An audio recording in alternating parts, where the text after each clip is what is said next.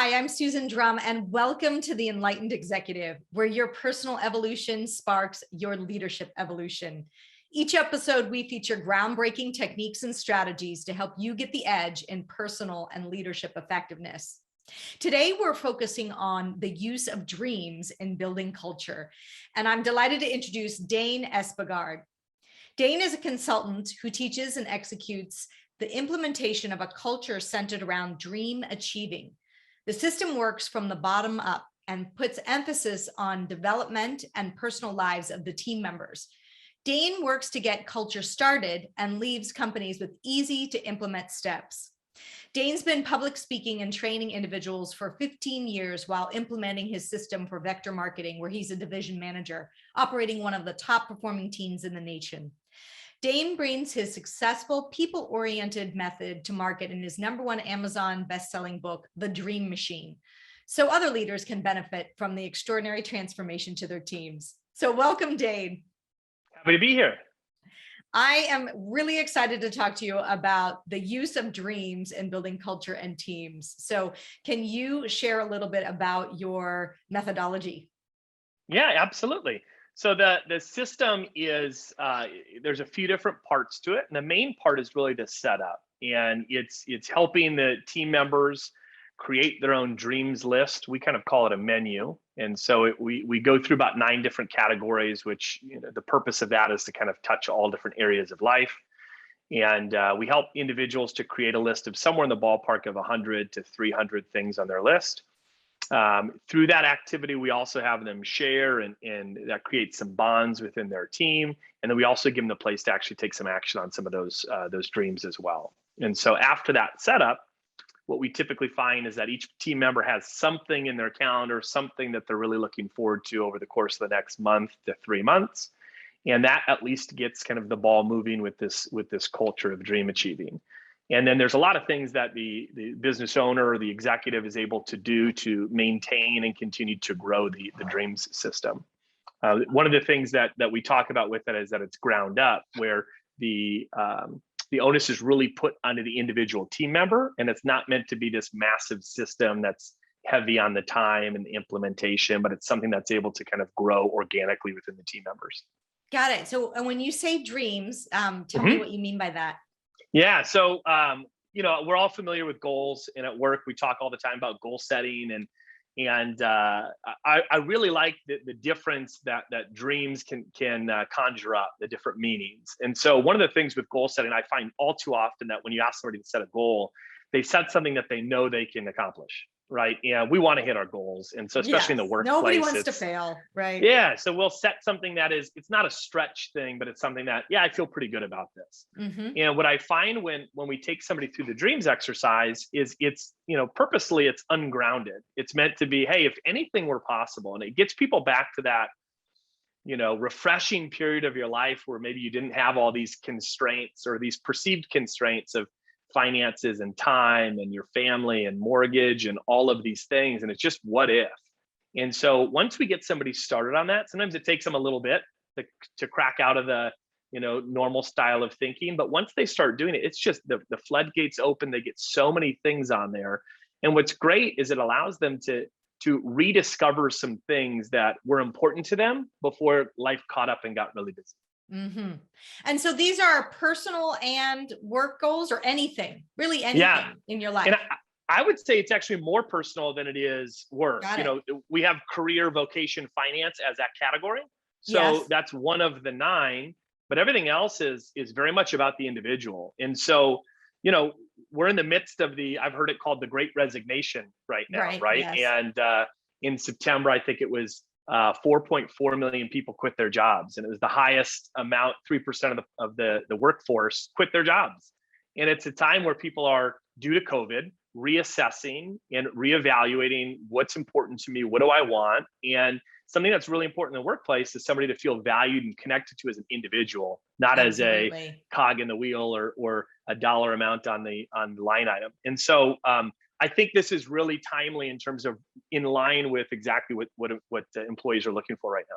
Yeah, I couldn't agree more, because truly, I think people are feeling isolated. And if we look at some of the statistics, over half of employees feel lonely, but they're never going to share that they feel lonely. But according to some of the research, they actually do. They feel really burnt out or isolated. And ultimately, I talk a lot about building connectivity in an isolated workforce. So this sounds like one methodology to do that, which I'm excited to dig in further.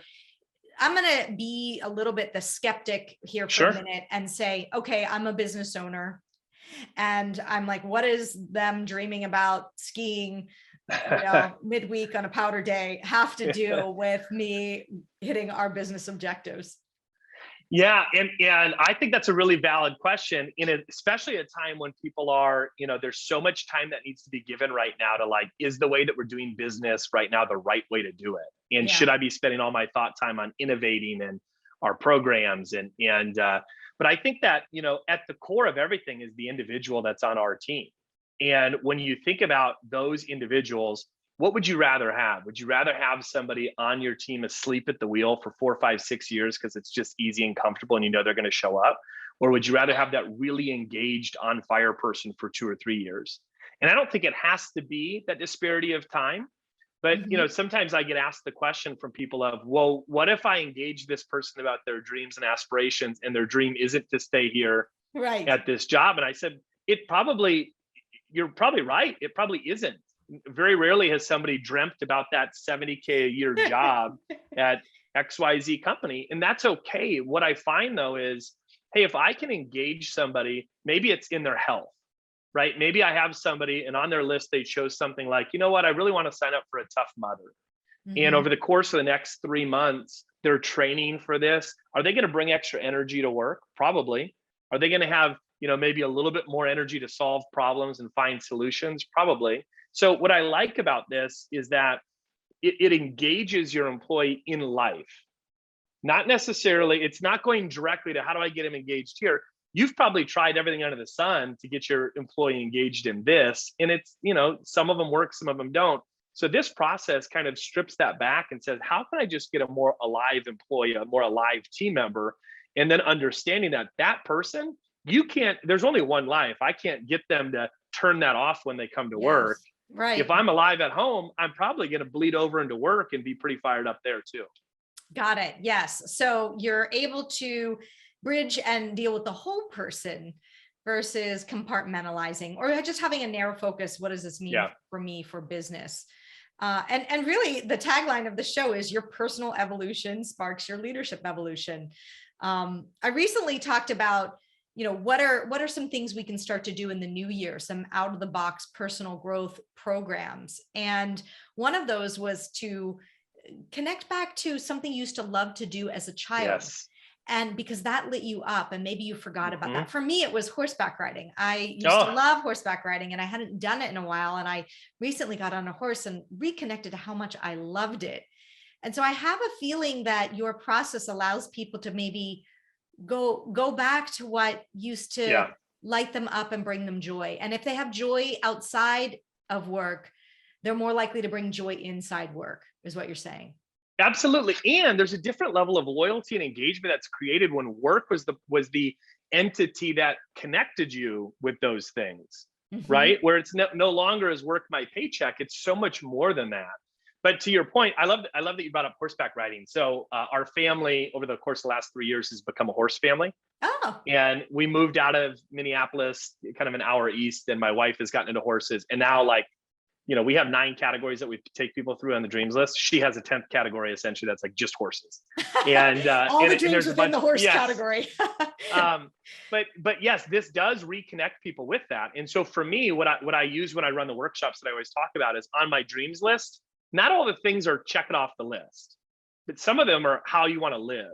So for me, on my dreams list is play basketball once a week, every week. And the reason is when I do that, it allows me to tap into things that, and I went a certain stretch of my life, adulthood, where I didn't have that competitive outlet. And once I reconnected with that thing that I did all the time growing up, I'm a better dad, I'm a better husband, I'm a better leader at work when I play basketball once a week. And there's nothing that my wife or my work can do to engage me to get that same thing out of me. And so yeah, I do find often that people are like, you know what, I need to go back to playing that instrument, or I'm going to sign up for art classes or something like that, that gets that creative energy and those creative juices flowing as well.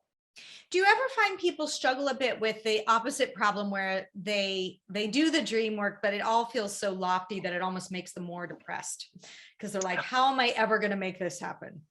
I haven't experienced that because I think we handle that in the process. And one of the ways that we handle it is we give permission to dream big by, the whole process. I'm giving thought joggers nonstop. And so they're hearing big things, but they're also hearing really small things that you'd say, that's not a dream.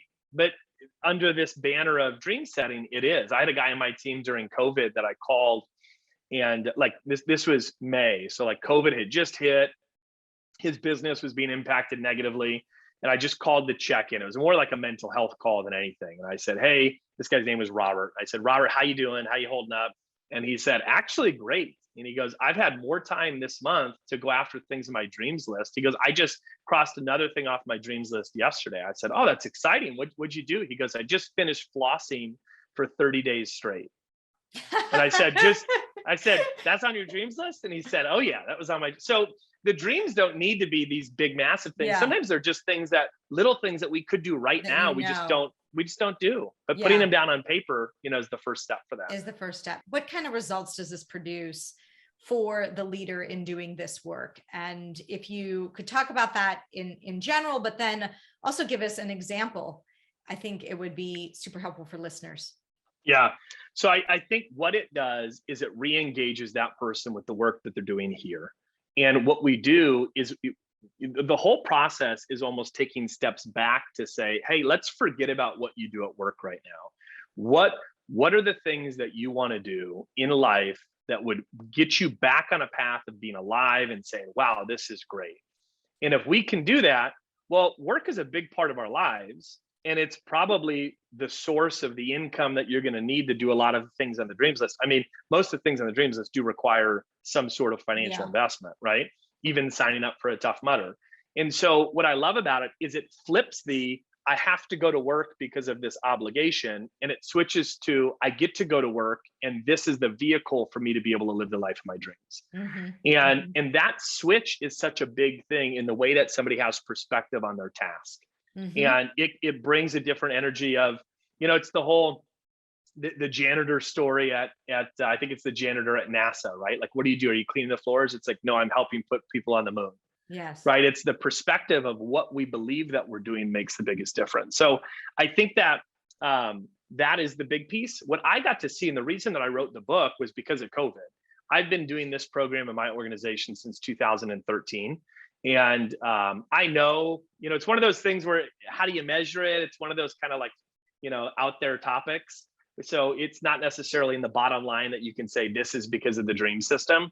But what I really got to see during COVID was as that happened in a lot of organizations just worldwide were dealing with the effects of it. Our organization nationwide was having all sorts of challenges. Mm-hmm. My specific team, I didn't lose one person on my team during that. And that was the time for me that I saw they were, not only were they here, but they were mentally very fit during that. And a lot of our people used that as opportunity to charge forward instead of retreat.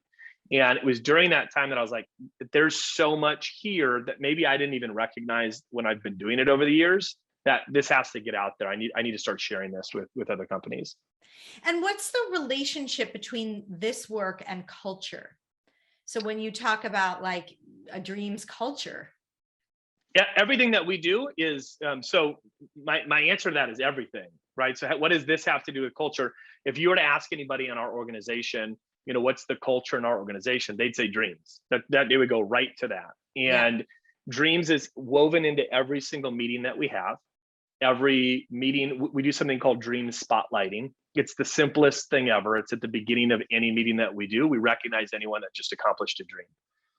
And what's great about that is it keeps this whole process non-obligatory, right? So in other words, it's not, hey, Susan, have you gotten any dreams done on your list? Come on, what are you doing? But instead, it's giving the people that are living their dreams the spotlight for just a moment to say, hey, Susan, I know that you just went on an RV trip with your family for a month and that was on your dreams list, give us, 60 seconds of highlights from that. What it does is it puts people over profits. And we're starting our meeting with talking about Susan and living the life of her dreams and this epic vacation that she had. And that's a really friendly nudge to the other people on the team to be like, I need to get back to my list. And so because we do that, it's always at the front of individuals' minds. We also do it through gifting. So we do it with, let's say I'm going to do Christmas shopping. We're in that season right now. Instead of just doing what I used to do, which was go online and find something that's great, maybe personalize it and order 8 of them and send them out, I now just pull up everybody's dreams lists. I know what my budget is, and I pick things that are on their dreams list. So when that makes gift giving easy. it's easy, and I also know that 100% of the intended purpose of those dollars will meet that outcome. Right? They get it, and they're like, "How did you know?" Well, of course I knew. I have your dreams list, right? And I'm also able to buy things that I know will maybe sometimes get them out of their comfort zone. Last year, I bought a guy on our team singing lessons. I don't think he would have paid for that on his own, but it was on his list. And he's like, "Oh my God, this means I have to do it." And he was, nervous, but really excited about it. And it was such a unique gift that is for sure something that he's going to bring up to other people. So, when I have a, let's say a review with somebody on my team, and we're in a sales organization, so it lines up really well with this. Hey, let's talk about what your personal outcome is for this next month. Great. Or the next quarter or the next year. And then, hey, talk to me about that. That's going to get you to this place financially. What are some of the things that you're going to be accomplishing this year personally? So that's in everything that we do. So there's no doubt that the individuals on my team know that they're valued for who they are first, and what they provide business is a second. Yes, right. And then that brings that connectivity that I think is missing so much. We talked about the reason people are leaving is because work has become so transactional. Yes. With this environment, even with hybrid, where you're half on, half off. And when you don't have a sense of loyalty or connectivity, then it becomes more transactional, and therefore you're easily lured away by pay. Yeah. So my sense is that this is something you can do that builds. If I feel connected or more loyal to the people around me, I'm less likely going to leave for a pay reason. But if I don't have that connectivity, I will. Yeah, absolutely. And that's what we're talking to leaders a lot about, is how can you do this type of work in a much deeper way? And once somebody tells us they're leaving or they're looking, it's too late, right? Yeah. And so I always have the outlook that everybody's temporary. Even somebody who's been with me for 5 years, they're 3 months away from leaving.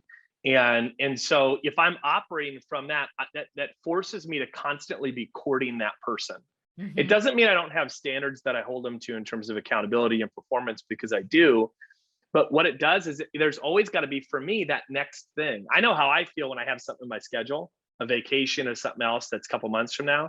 It's that anticipation is just as great as the experience itself. And so for my people, if I always have something that's coming a couple months down the road, well, there's always a next thing. And there's never this lull of just like, well, here we are again. Yeah. Right. How about, can you share any examples from this type of work that you've done with other companies? Yeah, for sure. So I did Amber, somebody that we both know, yes. Right? She runs a company called NGNG. And I had the opportunity and the pleasure of taking her company through an online version of this in, I think it was April or May. And she has a team of about 30. And so they were all on. We took them through the process. The average person in her team brainstormed over 200 dreams on their list just during that initial stage, which is pretty awesome to see. And the energy from that is so cool. We did it on a Friday. So it's, hey, whatever clear your schedules. We're going to have a day focused on you. And so it already sends the message of, oh, this is pretty cool. But then what happens is we started to do the sharing and the stealing portion. And so what happens is we take people and we put them in groups of 4 or 5, and then they hand select the ones that they want to share with other people on the team. And I was, because it was on Zoom, it was kind of nice. I was popping in and out of different rooms and just kind of eavesdropping. And I get the honor of being able to steal from everybody. So I'm hearing cool ones and I'm like, oh, I didn't even think of that. I'm writing them on my list. But what was cool is that they work together, and her team works virtually. So they all know each other, but this was a 1-hour portion of the meeting where they really got to know each other. They got to hear that, Janet over here in account services, Janet wants to swim with sharks and do these like day-long hikes. Like she's an adventurer. Maybe I didn't know that before. Yes. And so there's just like that type of stuff. I was in the midst of watching her team and I started texting Amber and I said, Amber, your team is just filled with rock stars. And she's like, I literally want to cry right now listening to my people's dreams. Yeah. And so the bonds that are created from that are so special. And then what happens is through the sharing, all these connections get made where we start to recognize that we're one phone call away from living some of these things. One person on our team said, she shared, there's a sharing portion, and she said, I want to take burlesque classes. And somebody else, totally random, goes, wait, are you in Denver? My cousin is actually one of the top burlesque trainers in Denver. And it was like, took 30 seconds, and all of a sudden this person was going to have that dream checked off their list. So there's a lot of cool things that happen with that. And Amber has texted me so many times since then of, hey, somebody else just accomplished a dream. So great. Somebody just bought their first home because of the class. And what it does, that's not the reason, but it brings all those things into focus in a time where even executives, it's like, how often do we do these types of things for people on our team, but we don't do them for ourselves? Yes. Yeah. And so it's just giving people the time and space to actually spend time on them. What about for the leader? Is it this mostly for the team and the leader? They probably have more expensive dreams and they might be a little embarrassed by, or just feel like, well, I shouldn't really share the fact that I've already done, some of those things. And now I'm looking even bigger. What do you say to that? Yeah, I think this is as much for the leaders as it is for anybody else. And the reason, one of the things that has to happen in order for this to work is the leader has to be willing to live out loud. And I think that goes with everything. If I want culture in my organization, I have to embody that. I have to model it. So I made this decision. I had a horizontal shift within the company that I work for back in 2012. So I was taking a new territory, starting from scratch, bigger market. And so it was a new opportunity to start from scratch with culture again. And so that's when I got back to this dreams concept. And I said, I want to do this as my culture. I want to be known as the dreams division. And so my then girlfriend, who happens to now be my wife, I said, hey, we need to do this.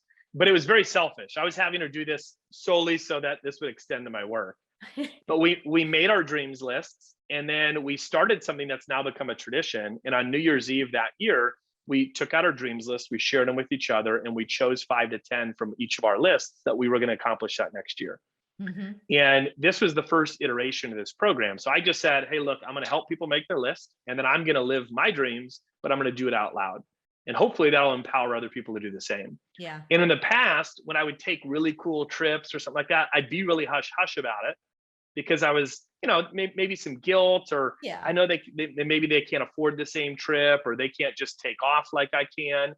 But what I didn't recognize is that when I was younger, coming up in this organization, those were the leaders that I wanted to work for, were the people that had these epic lives. And then I was getting to a place where I was living that, and I was trying to not shine the spotlight on it. And so what this does for the leader that really wants to implement this, it gives them permission and freedom to say, hey, those cool things that you do, you should do more of them, and you should do them out loud, because that actually gives permission to the other people on your team to say, hey, I should be doing some of these things as well. And you don't have to share the exact dollar. You can make whatever private you'd like to, but I think it's important to share. Well, yeah, I think leaders underestimate the power of inspiration that might give to, yes, I'm leaving this amazing life. I remember I had the opposite experience when I graduated law school and went to work for law firms during the summer. What I saw was the second year associate was unhappy, the fourth year associate was unhappy, the 6th year, and the partner was happy, but it seemed like just because they were making money. And I just thought, oh my God, I want to get out of here. Yep. And that's really, to some degree, what had me shift. I also just felt like for me, it wasn't the right move.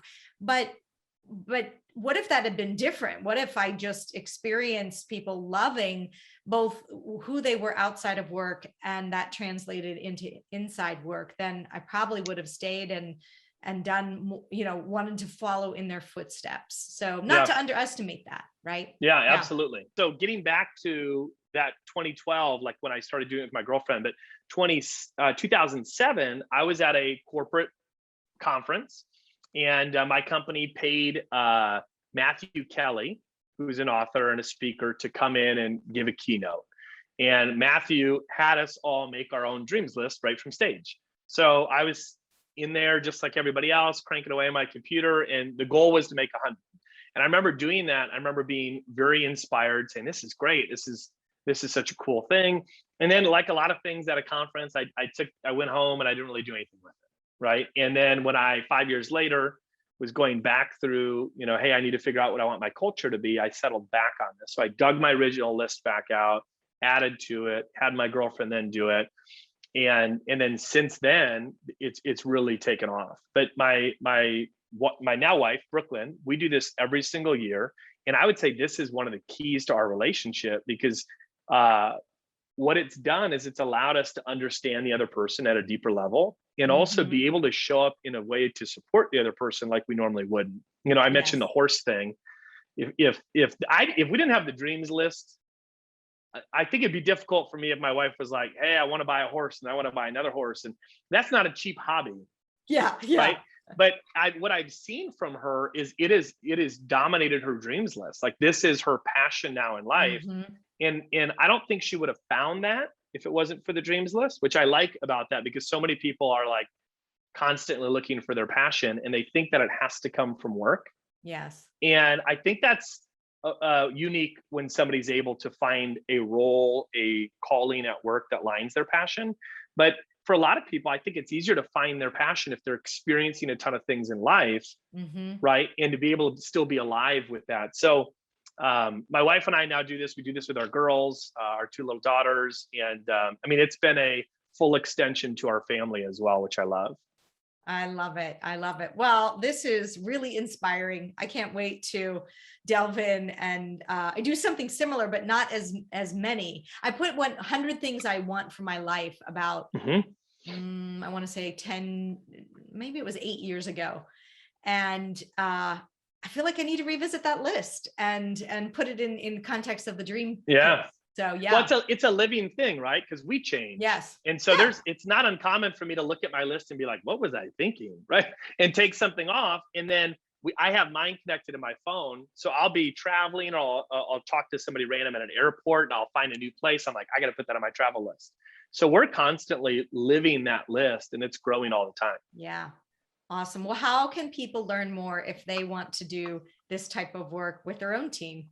Yeah, so we run custom workshops for people to get them started with this. And then we also have integration programs beyond that. But on my website, which is just daneespegard.com, they can find out about the custom workshops. So we usually just do a call to walk people through, because it's really dependent on the size of their team, and are they hybrid, in office, virtual.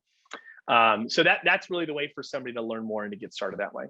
All right. Excellent. Well, thank you so much for joining today. This was very inspiring, and I think it's the right time in our lives to be focused on. So thank you. Yes, you bet. My pleasure.